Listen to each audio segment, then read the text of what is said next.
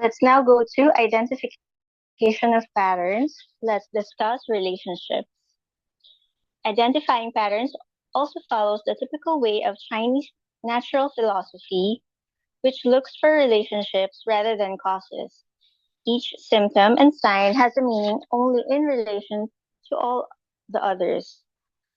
One symptom can mean different things in different situations. For example, a dry tongue accompanied by a feeling of heat in the evening, dry mouth with desire to drink in small sips, night sweating, and a floating empty pulse indicate yin deficiency, the more common cause of a dry tongue.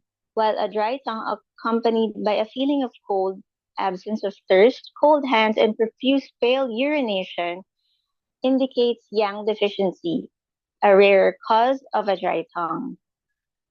Identifying the pattern of disharmony blends diagnosis, pathology, and treatment principle all in one.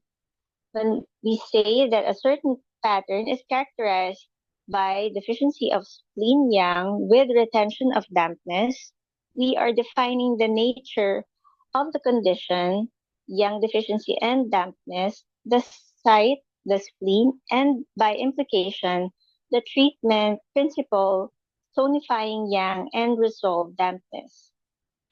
In the particular case of exterior patterns, by identifying the pattern, we also identify the cause.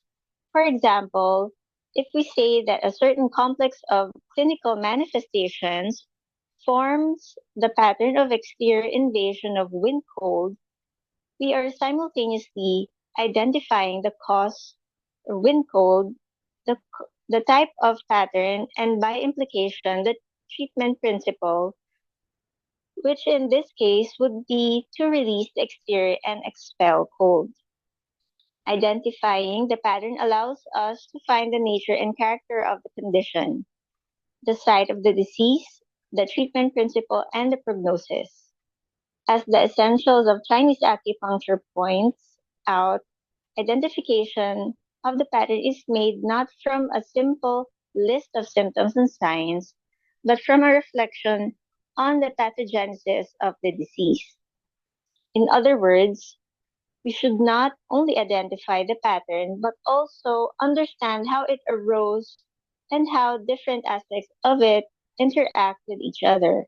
For example, if we identify the pattern of liver qi stagnation and also one of spleen qi deficiency, we should go a step further and find out how these two patterns interact and whether one can be considered the cause of the other.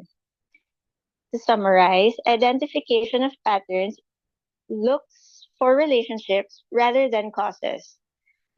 Identification of patterns blends diagnosis, pathology, and treatment principle all in one.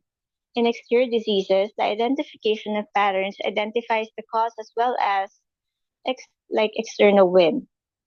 Apart from identifying the pattern, we should understand its origin, development, and relationship with other patterns.